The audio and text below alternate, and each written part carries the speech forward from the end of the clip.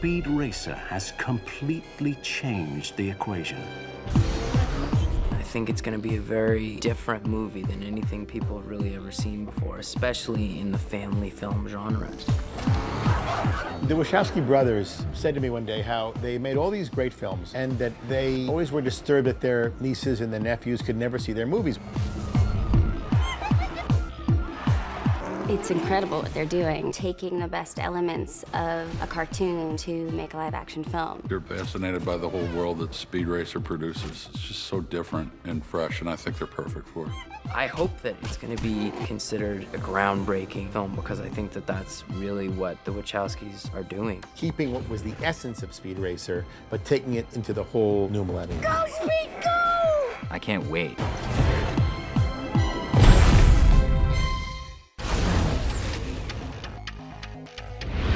All drivers to your cars, please. Racing's everything. For my family, it isn't just a sport. It's way more important than that. It's like a religion. They eat, drink, think, and breathe racing. I mean, their last name is Racer. The reality of the world that they live in, it's sort of car-obsessed and racing-obsessed. It's a little different culture than we've ever seen before. It's kind of a retro future. It's truly a car culture. The Racer family's business is definitely incorporated right into their house. I mean, you can see the cars right from the living room, and the whole family is interested in this business that Pop has of designing cars and building cars. It's their heart and soul. It's what is handed down through the generations. I mean, his brother did it, his father did it, and his father builds the cars. So I'm a dinosaur in those respects. I'm a throwback. I'm a nuts and bolts guy. When I watch you do some of the things you do, you just take my breath away. I am so proud to be your mom. Speed Racer, what are you thinking? The way the story goes is Speed is surrounded by a whole family, and they're a very tight-knit unit, and it's kind of mirrored with the bad guys who don't care about the values that aren't defined by money, and that is what the Racer family's all about. You walk away from me, you walk away from this deal, no matter how well you drive, you won't even finish the race. He's just trying to scare you, son. What are we gonna do? It's about Speed having the choice of entering into the professional racing level and being tempted by a gigantic race team that would ultimately be controlled by some massive conglomerate and ultimately being corrupted by that. Someone's trying to crush everything in my life that matters to me. So it's the power struggle between Speed trying to do the right thing versus these corporate guys who just want to control him. And since he won't be controlled, do everything they can to destroy him and to stop him. Are you ready to become a real race car driver? Then sign that contract. Larry and Andy said that in certain senses it's like a Capra movie. In the sense of the small family being against the huge corporation. You walk away from me, you walk away from this deal, no matter how well you drive, you won't win, you won't place. I guarantee you right now, you won't even finish the race. He's just trying to scare you, son. What you do behind the wheel of a race car has nothing to do with business. This is kind of the car version of the mom and pop diner that has been in existence for years and years, and now, you know, they're being offered a huge sum of money to sell out. Will they or won't they? Stop him now. Larry and Andy obviously have a very intense theme running with that, and that is this theme of corporate globalization and domination of the individual. You think you can drive a car and change the world? It doesn't work like that. Maybe not. But it's the only thing I know how to do, and I gotta do something. Pops and Mrs. Racer have already lost one son to racing under dark, dire circumstances. They don't want to lose another one. This isn't a game. These people play rough. That's why I'm going with you. Speed's relationship with Trixie is funny. You know, they met when they were 10 years old, and they've been going out for 10, 11 years. They love each other a lot, but they're also best friends. Move it, Speed. It's getting ugly out there. She has her own helicopter, the TRX, and she sort of spots for him. So she'll be up in the helicopter over the course and sort of see what's coming up ahead and warn him. She's a part of the team, as everybody is. Even Spritle and Chim Chim, you know, they come in and they save the day. Wasn't my idea. Oh, no? It was his. The only way you'll ever stop these people is to bring them to justice. You know, the interesting thing about Racer X is that he's working for this organization that is trying to stop corruption, and there's life and death at stake for a lot of people that he not be revealed who he is. He's going to be very good. No, he's going to be the best if they don't destroy him first. The kind of cars you're going to see in this movie are so far and above the concept cars of this day. I mean, they're going to blow people away. Cars were central characters within the film, and that we were in a world that was fascinated with cars. Where in our world we have architects, in the speed racer world we have car-architects. Everyone has a designer vehicle that is almost like the clothes they wear. Each car is different. Each car has a personality. In total, we've probably designed in excess of 100 cars. Just totally represents their individuality, and everything looks super cool. And of course, the Wachowskis are geniuses. Their imaginations are so boundless, and it's great that this time it's more accessible for kids and for family going. They love to break the mold. They love to push the envelope. They want to go beyond what you've seen before. They want to do that. And they made some really extraordinary fighting sequences when the Matrix films were done, and Kung is that taken to another level, but with cars. These are some of the most dangerous drives in the world. Their cars will probably be equipped with secret weapons, so we've modified the Mach 5 to try to counter their attacks. You know, it takes place in a world that's obsessed by acrobatic, combative car racing.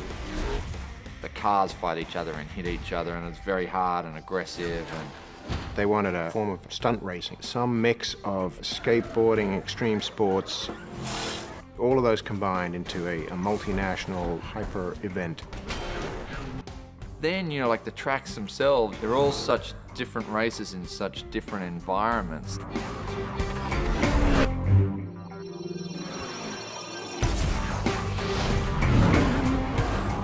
What I imagine these race sequences are going to look like, you can't have all this crazy stuff happening on the track and then drop in and have an actor that's just like he's sitting in a car in a Mercedes going down the Autobahn at 90. You know, I mean, it's like, it's got to look pretty intense inside those cockpits. They brought in video game designers to model whole racetracks after the concepts that the Wachowskis had. The guy who moves the gimbal, he plays a video game. So he's just like this in a little seat. He's going on the actual track that he's supposed to be racing. And then the gimbal would respond to that. It's a very kind of organic experience. There's not a whole lot of needing to act in the gimbal. I mean, you're really getting thrown around. We spent time incorporating a full driving simulator into the setup that we have. Heads up. And we can give control of the steering wheel to the actor in the car, in the cockpit, and the pedals. And they can literally steer and drive and accelerate, and the base will respond. And so they can feel like they're actually driving the machine instead of being driven. Wing left. There was sequences where Racer X was just like knocking the crap out of cars on both sides of them, and you want to make sure that when you do that, that you get a lot of that. Larry and Andy have done a really great job of informing all of the actors about what they're going to actually be seeing on the green screen. It's definitely a big learning curve with green screen. I'm so used to being in natural environments and being on location and actually seeing the surroundings. They'll take pictures of real things around the world and they'll plug it into the computer as the background. So what you're gonna have is it's 2-cell animation with 3D objects moving on the 2D plane. The idea is to take like the basic tenets of what like a cartoon was and to apply it into a 3D filmic environment. The first thing people are gonna get about Speed Racer is that it's nothing like The Matrix at all. People get a little wary when they hear you're making the movie out of a cartoon, but the approach they're taking is so different than the sort of normal approach. Cool beans. It's a different kind of place. It's the world that we know, but it's not. It has, for the Wachowskis, a much different feel. It feels more magical than sci-fi. I don't know that I have the words to describe it. It's like human anime. So it's very much like an anime style of film, but it's all live action. Everything is photographically real.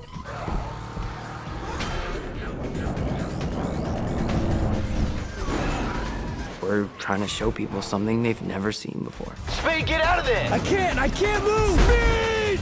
Go! That's my boy! Speed Racer is back. Hubba hubba. Ooh.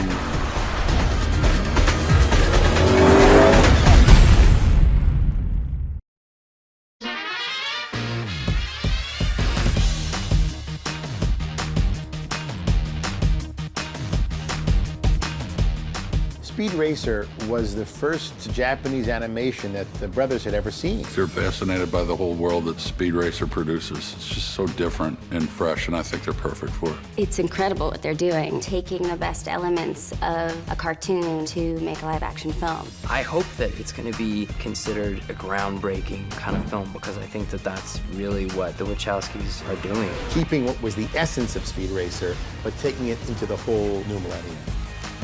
It's going to be really, really rich, but it's all going to feel like it's its own world.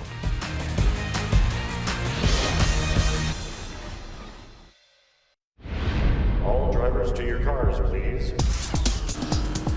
The Wachowski brothers, when they first saw Speed Racer, that's what kind of got them to understand about Japanese animation. They were conscious of the fact that it was different than other American animation, different than Yogi Bear or Hanna-Barbera, the things that we were all growing up on. It got them excited. And they went on to become big fans of anime, Japanese animation, and which inspired a lot of their work. Darren Andy wanted to modernize the cartoon material. It's one of the first animes that really took off in the States. And one of the key ideas that they had was the racing. They had this idea within the racing that they wanted a form of stunt racing, they called it initially, which was some mix of skateboarding, extreme sports, and Formula One, NASCAR almost.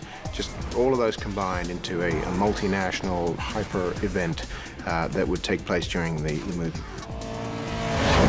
The Wachowski brothers really felt that to make a movie like Speed Racer, the races have to be really different. They have to be not just different than you've ever seen before, but even in the movie they have to be all different. They can't be the same races over and over again. So that was what we spent the first 3 months on the project doing, was actually trying to come up with ideas that could represent this new, cool, extreme form of racing. We want the whole movie to essentially feel like something you might see in an HD sports broadcast, except lit extremely well. I think aesthetically it's an homage to this style of 60s animation, but they definitely don't want to let that restrict the excitement of an action sequence, so that we're sort of developing a hybrid of old techniques and, you know, cutting-edge techniques, essentially. We're gonna have like some serious dynamics with these cars. They will be like fantastic, you know, physics. There'll be beautiful renderings of these cars. They will look real, but they will have, like the rest of the movie, a hyper-real sort of quality, color, and definition. For example, for a 3D racing sequence, the foreground cars and the track may be rendered fully in 3D and made to look as beautiful and real, maybe even hyper-real. But then the rest of the environment, like the mid-ground tracks, the background grandstands, and again, like city or sky in the background, may be placed on layers or rendered only as still images, and then again using sort of more old-fashioned techniques, shifted in a way where they don't quite feel three-dimensional. We really want something that's sort of new, different, and exciting, and that will be evident, hopefully, in the design of the racing tracks, the design of the sets, the design of the cars themselves.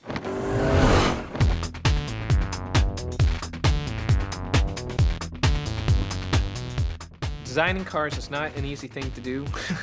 It takes real car designers years to forge through conceptuals and move through concept cars, so it's no small undertaking. People see so many cars that there's kind of a subconscious thing that if they don't look wrong or they don't look believable or it doesn't look like that door or that thing could open, subconsciously it takes people out of the movie, even kids, really quickly. And so I think you have to be sensitive to that, even though we definitely use every smoke and mirror trick we have to kind of convey that these things are believable so that they don't become a conflict of the story, that they just add into storytelling. You know, the Mach 5 was so iconic. I think there's so many characteristics about it that really make it what it is. So in some ways, when we decided to really pay homage to it, it wasn't that difficult. It was more of a challenge of bringing it into the real world where, you know, you could see it driving down a street and it didn't look so out of place. So that was a bit of a challenge, but also there was a lot of places to expand that weren't really defined in the cartoon. In the cartoon, the interior was usually a close-up shot of just the steering wheel as he touched one of the A through F buttons or G. You know, it was really, really straightforward. And so that was a place where I had a lot of fun with. We brought this kind of modern cowl, like kind of enclosing the driver, that had this kind of fire cockpit quality to it that I might see in a new Lamborghini. The Wachowski brothers. They wanted a form of stunt racing, some mix of skateboarding, extreme sports. We're building these tracks that really look like skateboard parks, just totally out of proportion, you know, wicked jumps and banks and spirals and turns and twists and big half pipes. You know, what was cool about that is, you know, we all kind of sat down and were talking about, you know, playing with little Hot Wheel cars when we were kids, you know, how we do these things and they would do a backflip and smack the other car. You know, just playing as a kid and really regressing down to that level and how much fun it was, that it was like, okay, how do you bridge that? How do we branch into this new style racing? So in our world, we wanted to have this purpose-built single-seater, does nothing but goes insanely fast. That kind of open wheel F1 mixed with an M1 Abrams battle tank. And that's how the T180 came about, from early sketches, and then we'd see that the cars had to like fly above one another in the previs, be able to turn around and skid, so it became obvious that the wheels had to like turn 180 degrees so that the car could actually move sideways. The mechanics of the way the cars move is also very different than a normal racing film.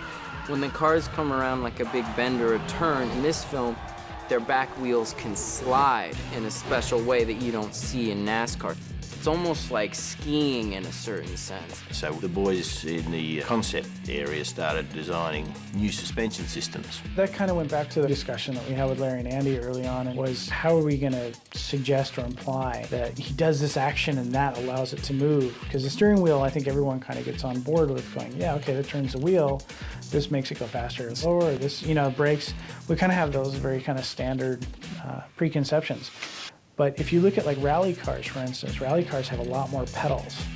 And most people don't know that, but they have a lot more pedals because they can brake the back tires versus the front.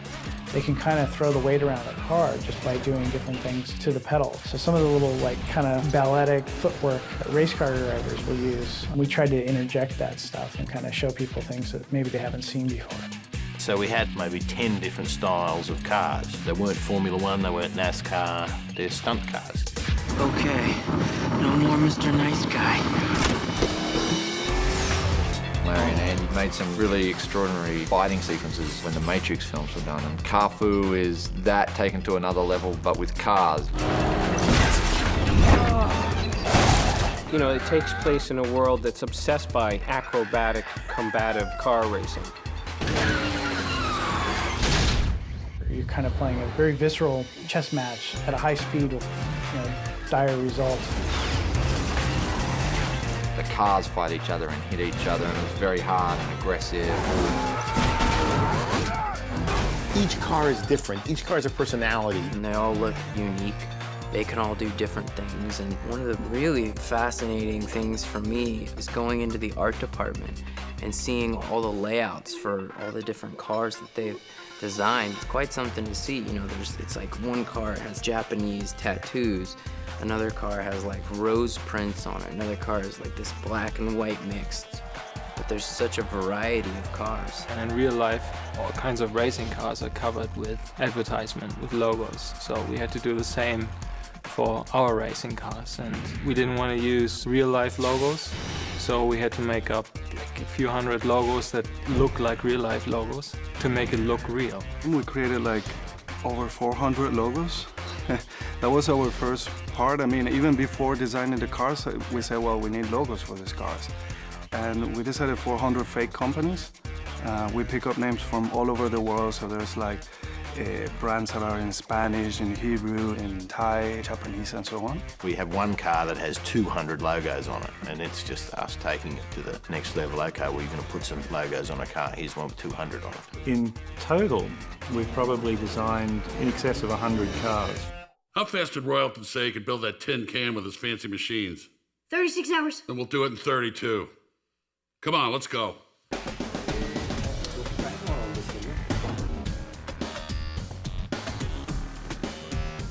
What you see there in the background is a full-scale model of our Mach 5 Hero car.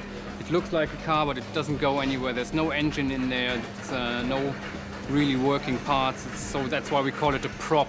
It just sits there and looks the part without actually being able to drive somewhere. We built two full prop cars, which is the Mach 5 and the Racer X. And this baby here, which is the Mach 6 racing car, which will never be completed because you see the racer family working on it. It all started with a computer file that came from the art department. That was a three-dimensional file, and that was farmed out to a company that milled the basic shape of the car. So from that, fiberglass shells could be made. The same file went to the visual effects department so that their car and our car do match. So they both started their life in a three-dimensional computer program. Everything has to fit perfectly. Everybody knows what a car has to look like. So if anything is wrong here or doesn't fit quite the way, the mind will say, hey, hang on, it's not real, that doesn't work.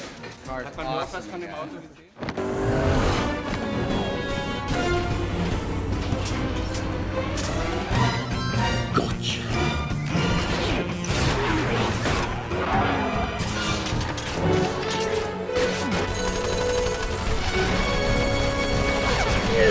The Wachowskis, they're very specific, they have very specific ideas, and they use the storyboards to inform other people about exactly what they're looking for. The more visual effects, the more they need the artists to sort of translate the director's ideas. And right now I'm doing a scene here for finale, the Grand Prix. So it's a crazy track. Physics really don't apply too much. Basically, they're basing all the animations on the storyboards that we're doing. We take it to a certain level based on the Wachowskis' direction, and then they go and they animate them. They'll take some of the boards and make little mini animated films using the drawings, and then they'll go and do computer animatics of the scenes, and they'll evolve from there. What a previous artist does is find the right concept for several action shots and cut together all the shots to an entire sequence and show that to the director. Your main goal, of course, is just to make it look cool. I guess the big difference is if you work on a live action movie, there are certain things you can't really do because it's not shootable. And in a fully CG movie like this, you can stick the camera in places where you wouldn't be able to shoot that in reality. Now we can get those really cool car shots where you're 2 inches off the ground, like underneath the hubcap of the car, looking out at everything battering around. It's a completely night and day difference.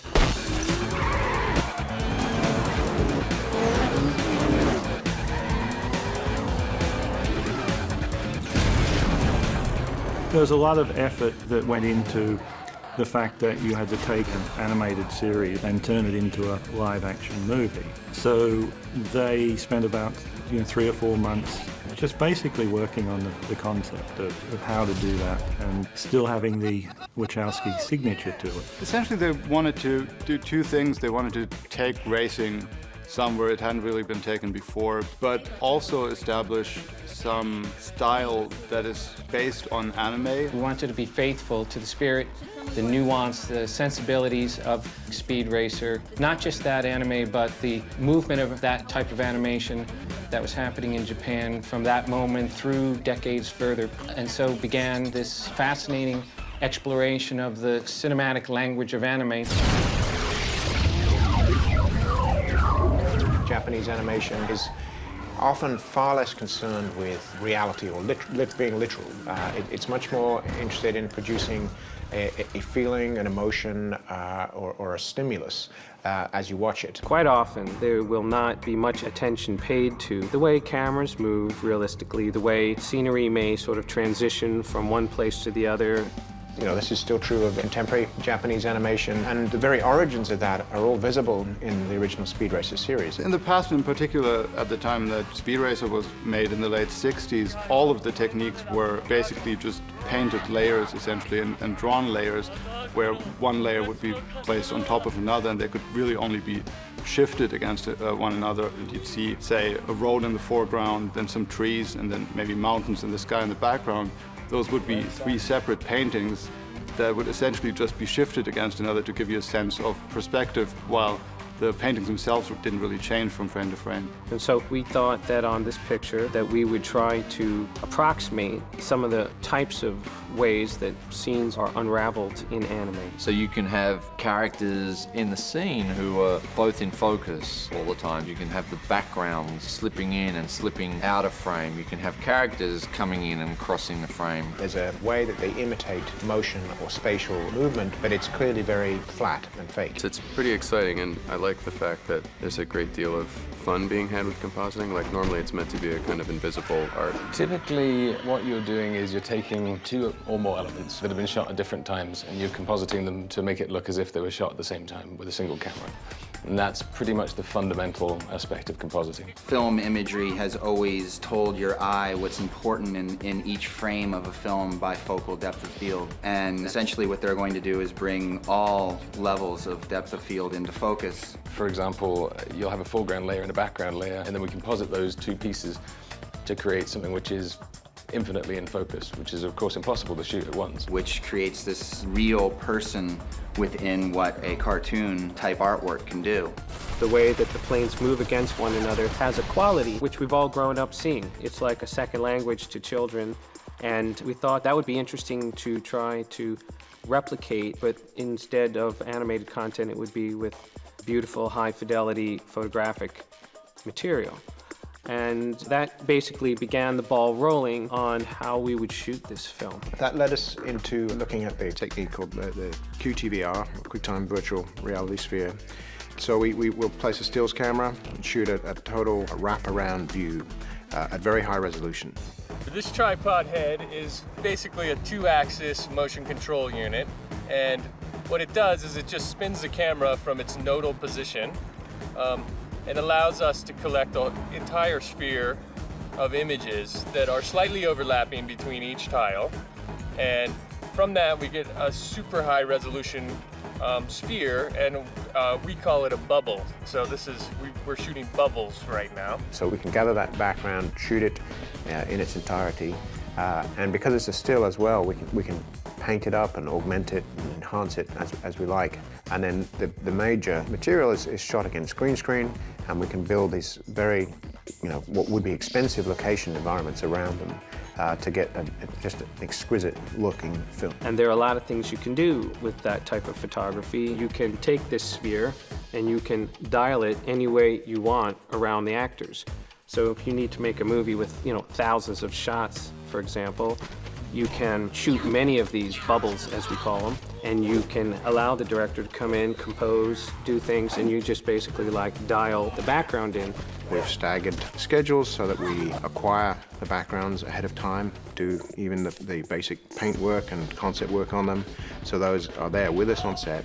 We can both show actors, directors, the DOP what the environment should look like, and we can see a live composite as we're shooting the material as well. And the power of making backgrounds like that is that you can essentially go anywhere and shoot, because it's a very small unit that does this. So you can get spectacular places. So we've gone to impossible places, through Europe, architecturally spectacular places that you can't close down to have cars drive through, for example. So it works very well for interiors, but it works equally well for exteriors. We were traveling all over the world. For example, for the Casa Cristo race, we went from Morocco to Greece, from Greece to Italy, from Italy to Austria, from Austria to Germany. It actually makes the world now accessible to you. You can go anywhere and shoot these things and shoot them en masse. So as we have cars racing through mountainsides, in this case we're going to shoot at this location, Grossglockner. It is the most insane, most windy road through the Alps. It's just laden with hairpin turns, and we're going to shoot spherically captured bubbles all throughout these roads in a way that allows us to drive anywhere, crash zoom to another, hairpin turn, see a scene take place there, crash zoom to another turn. We're going to shoot the mountains in a way that allows us to make these things which we call conveyor belts, which is basically like Fred Flintstone coming home from work, except it will be spectacular high def extreme photography looping, so that you can race cars anywhere on these mountains for long periods of time. It is very unique on its own because we create an entirely digital environment which surrounds the actors 360 degrees. And it usually starts with photography of interesting locations, which very often are beautiful on their own. But then I take these locations and I do a lot of post-processing and conceptual work, color corrections and matte painting to get them in the fantasy realm. The movie in general is meant to be very international, very multicultural, and we use a lot of that, and we mix a lot of strange things together. So when you're actually building the shot, you have this library you look through and you might say, oh, well, I like these trees in Morocco, and I like this street in Stilvio in Italy, and I need this curve and this rock from Santorini, Greece. So in a way, it's like sampling the world, sample cinema. Well, the environments are very rich, but they also need people to be moving around in them in order to make it feel like a populated place. Nobody move! Don't do it! Don't even think of it! The desired feel of it is something that's extremely crisp, and everything has to look beautiful. There's no room for degradation of the images. They really have to look perfect. So that led us to investigate, where digital HD cameras in particular were at, and we tested a variety, and the Sony cameras that we used, called the F23s, were literally prototypes at the time we shot the movie. So they were really the latest thing available, and the images were extraordinary. It really contributed to the look. And also be a huge benefit in the workflow. So now we can have a compositor sit there and composite live while they're shooting. And we're able to see right away kind of what we're getting. And we're getting previs and plates, at the same time. So we can put everything together and make sure it all looks right and it's all in the right space. Originally previs, you lay out as best you can the shot so they have a reference for what they're going to shoot, so they can place these elements into the CG world. And now we're actually creating as much of the CG world as we can before they actually shoot. So it's almost like the shot is a third, halfway done maybe, and then they're shooting the element to drop in. So the directors are trying to get as far as they can before they actually shoot the actor. It's a lot more complicated. It takes a lot more time. What is this? This is called a change of plan. You couldn't make this film the way Larry and Andy want to make the film if you said we're going to build everything. It would be far too limiting. When you build a set, you're kind of containing yourself to a degree. Larry and Andy have done a really great job of informing all of the actors about what they're going to actually be seeing on the green screen.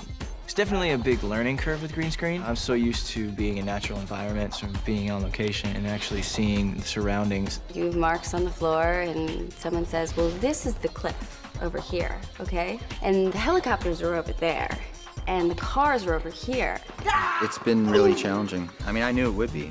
Harking back to that first conversation with Larry and Andy, I think they were essentially saying it's going to be like nothing you've ever done before. It's going to require a certain amount of patience and sort of technical awareness. Ow! Get that monkey! Even though you haven't got all the accoutrements, maybe not another actor there, you can't see the set because it's all green.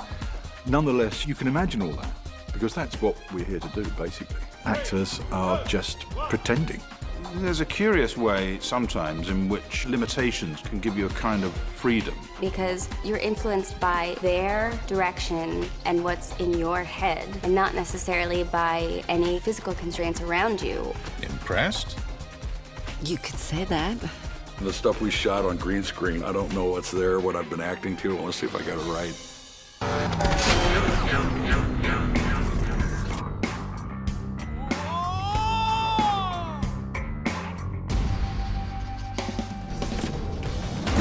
They brought in video game designers to model whole racetracks after the concepts that the Wachowskis had. And then they had somebody come in and write the program so that it linked up with an actual steering wheel and the gimbal. So one of the digital effects guys would sit behind the wheel. So he's just like this in a little seat. He's going on the actual track that he's supposed to be racing. And then the gimbal would respond to that. It's a very kind of organic experience. There's not a whole lot of needing to act in the gimbal. I mean, you're really getting thrown around. This is the interior cockpit for the Mark V, and this is for the gimbal. So we only need that interior, and visual effects will add the exterior digitally. Because this is going on the gimbal, we have like the little motor here with a steering wheel connection. and we can actually drive the car on the gimbal, and so the gimbal moves exactly like the driver steers. The problem traditionally when you're programming a move into a base is the actors, especially as they're driving, they're having to learn how the base is going to move, and then they have to pretend that they are moving it in that way. What we wanted to do is make that feel a little bit more instinctive to the actor and give them a sense that they're participating. So we spent time incorporating a full driving simulator into the setup that we have. Heads up. And we can give control in the steering wheel to the actor in the car, in the cockpit, and the pedals. And they can literally steer and drive and accelerate, and the base will respond. And so they can feel like they're actually driving the machine instead of being driven. I can't move! I can't move! You can't have all this crazy stuff happening on the track and then drop in and have an actor that's just like he's sitting in a car going down the Autobahn at 90, you know? I mean, it's like, it's gotta look pretty intense inside those cockpits. Wing left. There were sequences where Racer X was just like knocking the crap out of cars on both sides of them, and you want to make sure that when you do that, that you get a lot of that.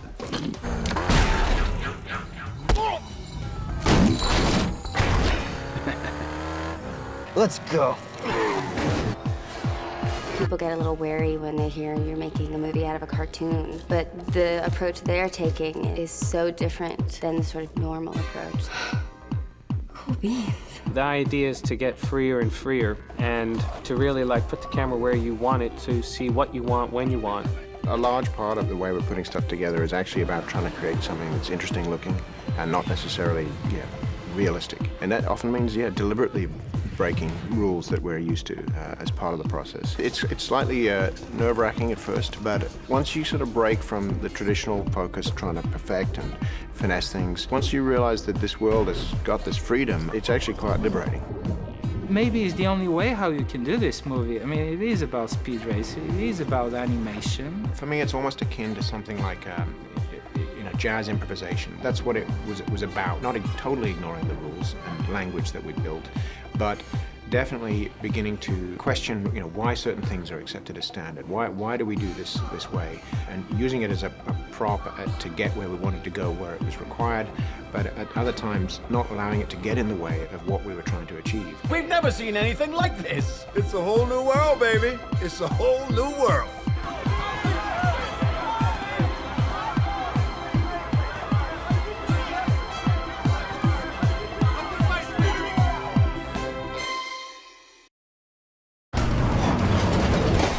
Borazine, Semperfiber, Hydracell, Musha Motors, Royalton.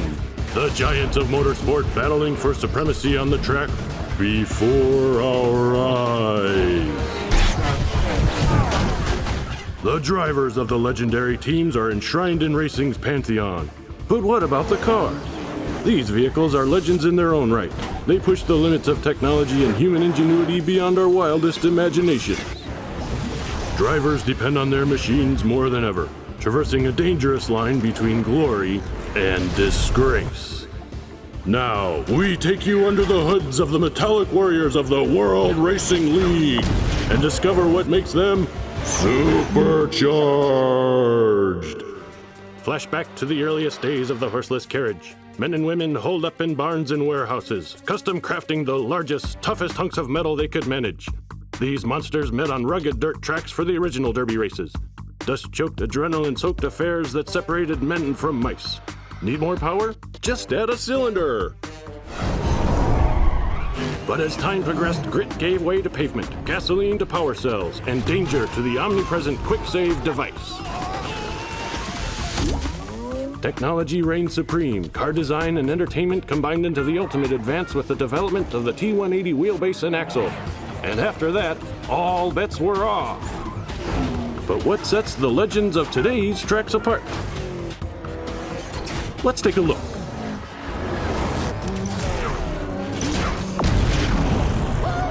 The Togokan brand, mark of quality for generations. Their flagship vehicle, driven by family scion Teijo Togokan, took the city to city 2 years running. What did he need under the hood to do it? First up, buried deep in the block, a secret weapon, Togocon's proprietary thermionic reciprocator, and underneath her smooth outer shell lies a fire-breathing dragon of an engine, the TM971. This beast growls out 567 dyne centimeters of torque for an unheard of 29 bars of mean effective pressure. With that kind of muscle, how does Togocon keep the wheelbase from disintegrating? With a single forged bromium hydrate wishbone, that's how. And how does the car release the pent-up hurricane within? A modified King & Rin reverse helix exhaust port. Togocon is famous for precision engineering and exacting road tests. It's no wonder the company brands its rides with a fire-breathing dragon. This baby can cook. Écran établissement, or E-square, a benchmark of refinement and sophistication on the track since the first Grand Prix.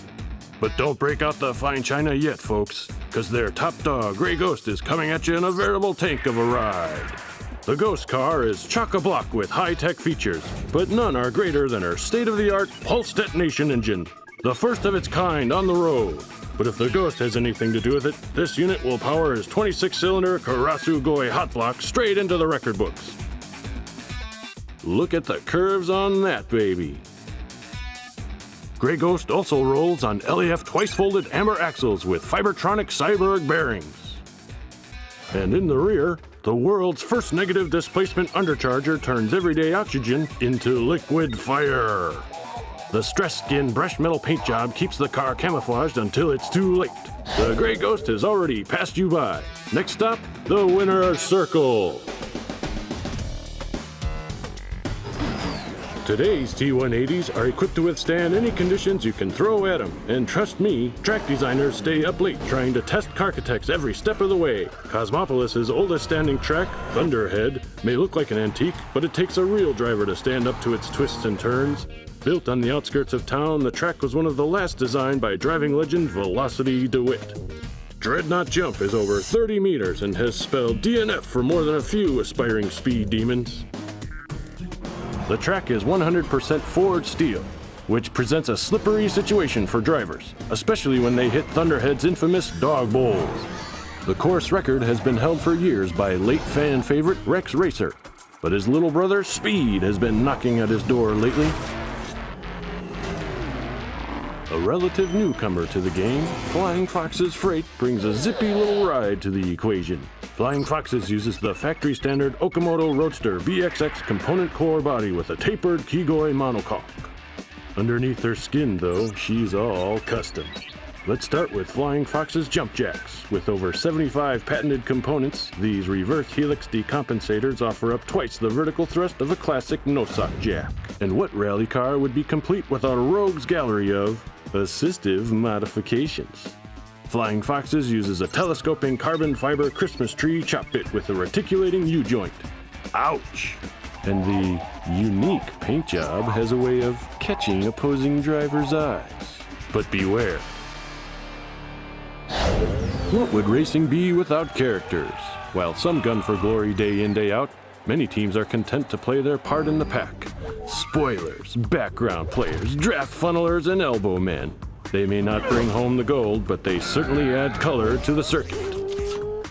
Razorback Industries brings us perennial also-ran Pitter Pat, but they get an A for effort for this porcine beauty.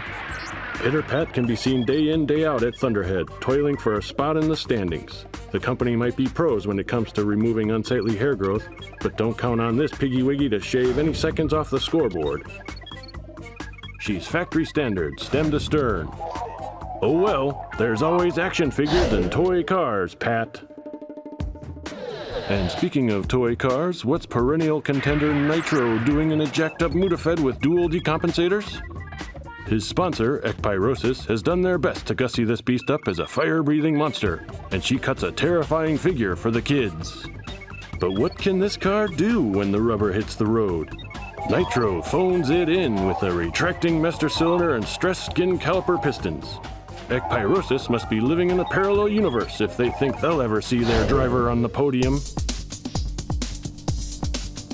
One of the more exotic tracks on the circuit these days is the incredible Fuji Helexicon, built into an archipelago in the West Seas with features as diverse as a volcano, a coral reef, and an overhanging granite cliff. The race departs from Fuji's capital, Mana City, rather leisurely, but if a driver doesn't get up enough speed, they'll find themselves belly up in the first turn of the fearsome Corkscrew Pass. And keep that pedal to the metal, friend, because Fuji's track boasts inclines of 90 degrees and more. Couple that with 2 fearsome jumps and you've got one of the most challenging tracks out there. Boy, does this one separate the champions from the wannabe.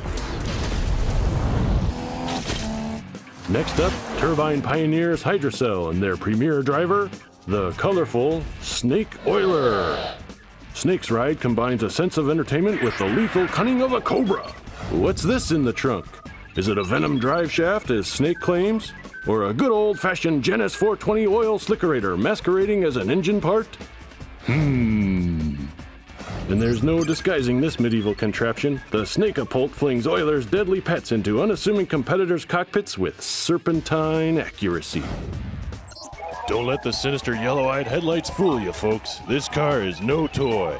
Rolling shroud intakes, articulated python grip tires, nanometric valve springs, and a shuttable snake scale wrap make Hydrocell a perennial player in any race. Semper Fiber made its name in cutting-edge digestive aids. Their motto, first in, last out, has won over consumers of all ages. But their army of drivers has failed to post a single W in the standings. Could it be the plain Jane cars they supply their soldiers with? Underneath the camouflage exterior is a standard Kawarimono chassis. Boring. And what's this? Uh-oh. I think Semper Fi has installed an articulating scissorator. And this titanium chopper ain't for hedge clipping, folks. And under the hood, another illegal mod, a Bobe R124 plasma cannon, or goo gun in technical terms. It all leads this narrator to believe that perhaps Semper Fiber isn't in it to win it. 45 straight D and Fs for the SF crew tell the story better. This army is nothing but cutthroats, jackals, and thugs. Look out! And while we're on the topic of armies, Team Thorazine brings us a ride that harkens back to a different time, when marauding raiders terrorize simple folk in the name of their mountain gods.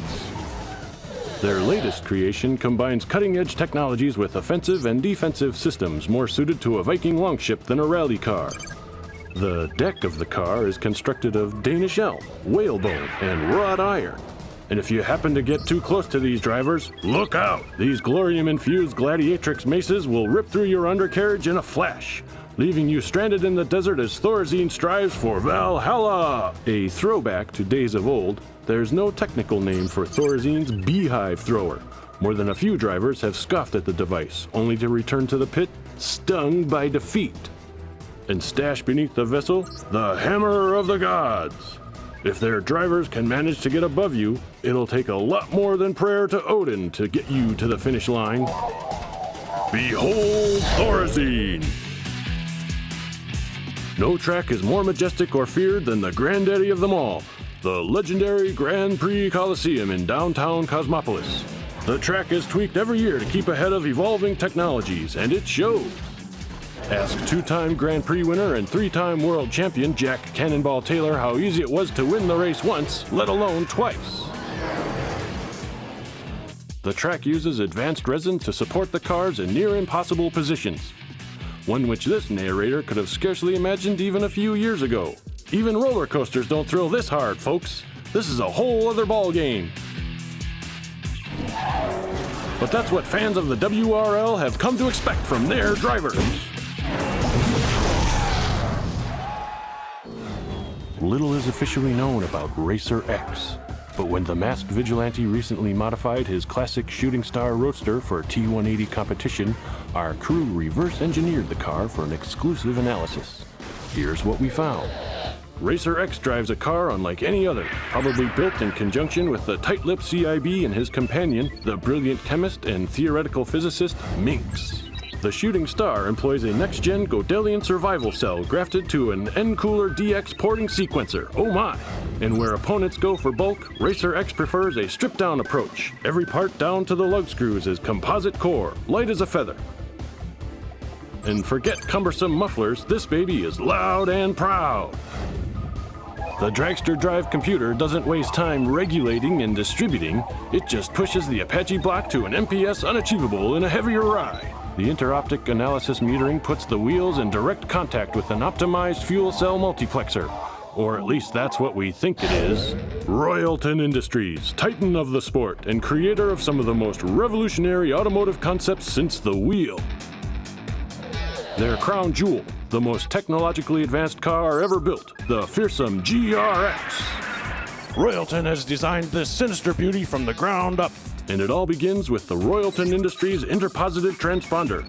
Cast of materials mined from the lunar surface, the longitudinally mounted transponder renders positive displacement superchargers obsolete. The wheel wells feature a totally redesigned joint system you'd be better off calling T360. Jiangxi exhaust billows independently recycle excess thermal energy, which, when combined with 24 ground effect channels carved into a single forged body system, puts a car on the road that might be better suited for space travel. Welcome to the engine of the future. Nothing could be further from the silicon precision of the GRX than a car built entirely by hand, by a carchitect and team synonymous with independence. That's Pops Racer and his family unit, Racer Motors, and their staple thoroughbred, the Mach 5. The Mach's curvilinear body is legendary in racing circles, at once a classic and a form of the future. His jump jacks are controlled with independent exothermic gearing linked to a system of buttons on the steering wheel. These servos also control the car's defensive features, like a reticulating jousting dish for unsavory chop saws. Titanium saw blades mounted beneath the car's trident broom buzz through anything in the Mach's way. And bulletproof hydrodynamic cockpit glass is accessible in case of rough weather or rough competition. Grind-lock tire crampons enable the car to climb inclines of up to 110 degrees. The whole package is a classic, folks. Who needs computers when every camshaft and load-bearing element is hand-tooled, custom-molded, and slathered in wholesome goodness? The Mach 5 is an icon, tearing up the road and destined for greatness. The Mach has the whole package, but its traditional wheelbase disqualifies it from the T180 tracks that have come to dominate the circuit. And that leaves the crown jewel of custom cars, the latest addition to the Racer Motors' long list of amazing hand-built rides, the Mach 6. Rumor has it the family blasted this car out in a mind-boggling 32 hours, concept to car. How did they do it? What did they put in it? Lots and lots of love, and a few pretty cool features. First up and most important, transponder or PDE. For Pops Racer, neither. He powers his new Mach with a single forged Bernoulli converginator. And Racer takes an entirely new approach to the suspension, using components derived from biological sources to achieve a degree of flexibility not found in factory-built wheels. Racer's jacks may look standard, but these babies use case-hardened dampeners to push young Racer up, up, up, and over the competition. The whole package sits atop a hand-welded nitronium cage with octavalve fasteners and an outer shell reinforced with submolecular metallitizers. Hey there, Speed, what you waiting for? Go, go, go! What builds a winner in the WRL? Bioengineered precision? Hand-tooled craft? Ingenuity, elbow grease, or all of the above? One thing's for sure, if you want to stand in the winner's circle, your ride had better be supercharged!